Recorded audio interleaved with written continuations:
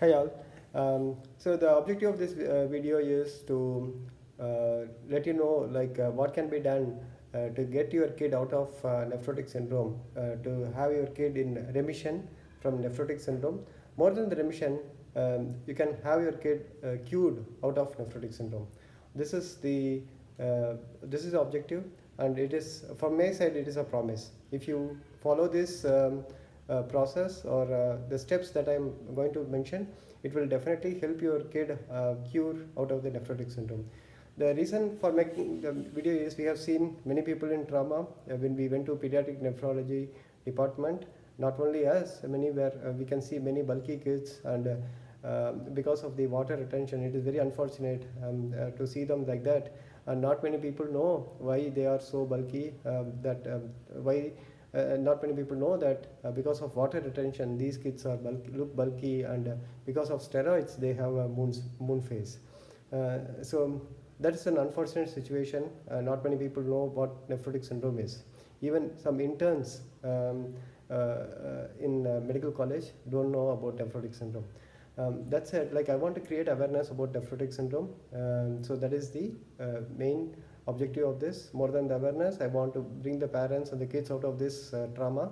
I'm sure this will benefit at least one person out there who is watching this. That's it. So I will just go through the brief history of what we went through. So my second son had upper respiratory tract infection ever since he was 2 years old, and till the age of 4.5 years, he was on inhaler or puffing, and he was also taking he was also on medication for wheeze, and apart from inhaler, everything was going like a roller coaster ride.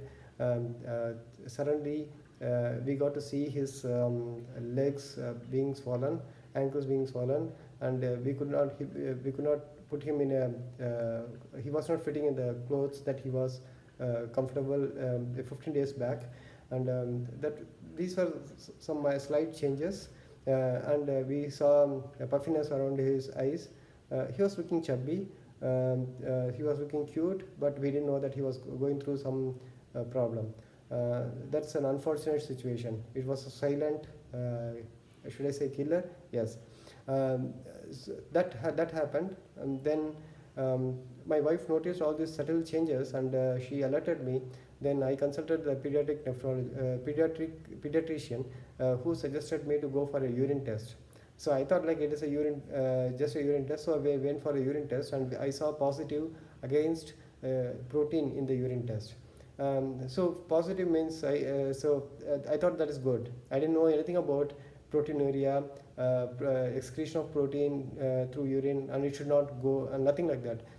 So once I got to know from his pediatrician that he is going through nephrotic syndrome, which is a severe thing, and we were in a different town at that time. We went for a vacation, and the pediatrician asked me to immediately consult a pediatric nephrologist, and we rushed up to the pediatric nephrologist, and who gave us corticosteroid medication, and he also prescribed diuretics, and he gave us hope that he would be urinating a lot, but that didn't happen. His urine output was coming low, and he didn't urinate at all on that day, and we really got scared, and we knocked at the doors of nephrologist, and hoping that somebody would give us a solution. And again, we were given the same corticosteroid. We were asked to maintain that dose for 1.5 months, but we were desperate because of the side effects of the steroids.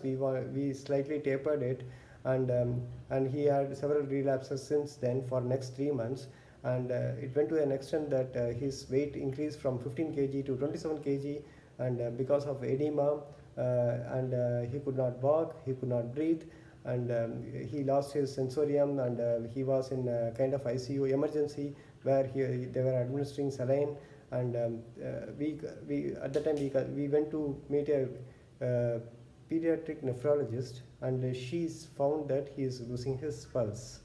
So that's it was we didn't know that we are going through a downhill, and there a kind of downhill started. Now if I look back, yes, it was a downhill on that day, and the worst was about to come. And what happened was, he next 3 to 6 months, 3 months or so, he was on and off in ICU, pediatric ICU, private ward, and at home. So we were visiting the hospital quite often, and he was relapsing several times. The protein in the urine was too many, like 4 and 3, more than 3 or something. So this happened about more than 10 years back. So this is what I recollect. Though this video is very belated, but I hope it will still help someone out there. Then my wife, the credit goes to my wife. She took care of him well. She stayed at his school with the urine jar to measure his, collect his urine and measure it. And she used to do changes in the diet. She had a diet log, urine log, and everything. So she made note of everything, like what he takes and how much of urine output he goes through. And all this. So during this time, since his edema was high, we went for a peritoneal dialysis, and we also went for an albumin infusion. When we went for albumin infusion, the first time it went well, and we were hoping that that will reduce his edema. But in the second time, the nurse in the private ward failed to give a diuretic at the right time. So because of which his BP went up and hit his brain, and he ever since he has been having complex partial seizures. So that's a short part of it, but he lost his sensorium, and he has to be recovered from that.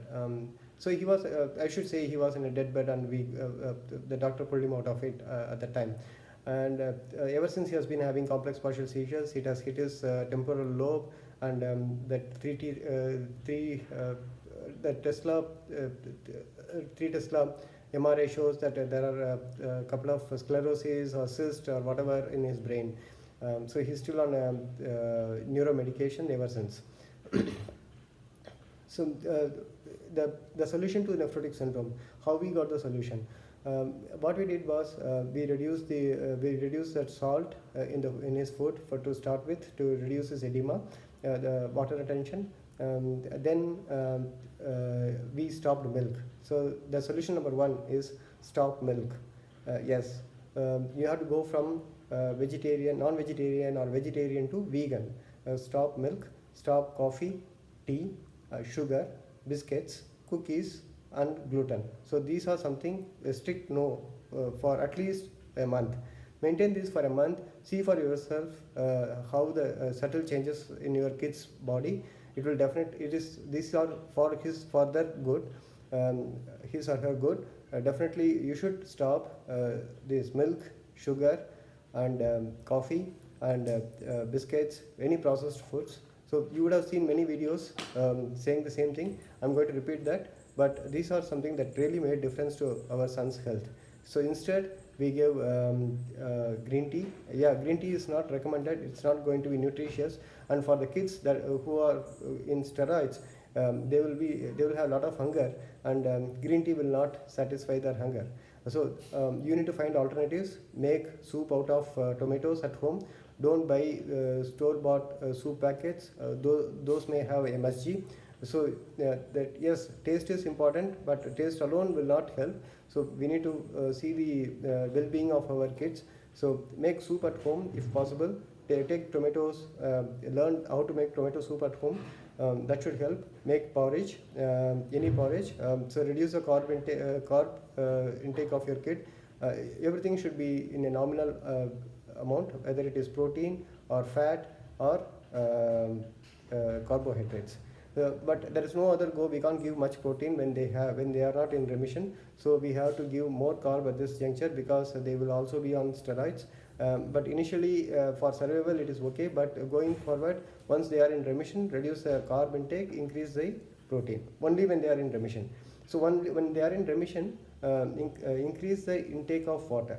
That is, when they don't have any pitable edema, increase their intake of water fluids in the form of juices. You can also make juices of sweet lime or lemon with bit of a salt, not much, no sugar. Throw sugar out of your house. So these are some suggestions I can make.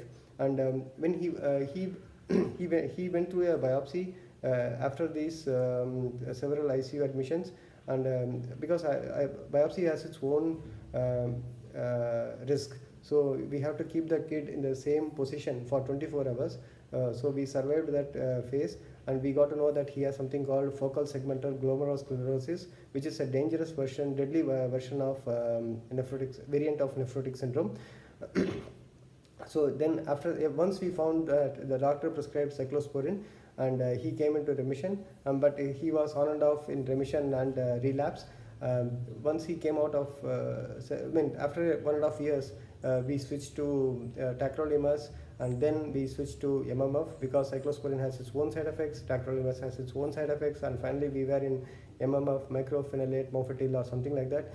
And at that time, I happened to give him, we gave him turmeric steeped in hot water, because we wanted to see the effects of turmeric. I became curious in naturopathy, and I also want to try naturopathy along with allopathy. So we gave turmeric water turmeric in warm water, steeped in warm water, and that helped him in absorption of mycophenolate mofetil. And later on, I got to know that there is an article on there's a medical journal on this effect of curcumin on mycophenolate mofetil. So it was an accident for me, but looks like there was already an article on that. So we were fortunate that we discovered it on our side. So the objective of saying this is, the message is, give turmeric water. Give all whatever I just said, like porridge, soup, turmeric water, avoid milk, and try this experiment for 3 weeks. So you need to wait for 3 weeks before you see some changes. So you can't expect a drastic change. Anything that changes drastically can come back immediately. So you need to wait. Patience is the key here. Wait for 3 weeks before, after stopping the milk, you will see the benefit. So the milk is something I really don't know like what is happening inside the body, but that is not for the good. I recently discovered that so milk has caused my sugar level going high, and in fact when we stopped milk for him, my wife also started taking only green tea, and that also helped her in weight loss. So those are something, but we thought like due to stress she lost her weight.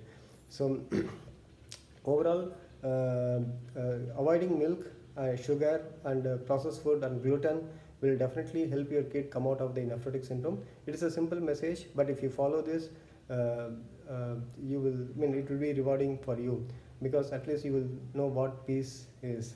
So boredom is better than getting sick and being in the hospital worrying about our kith and kin. So with that I will end this video. Thank you for watching. If you are watching till now, thank you for watching. Bye bye.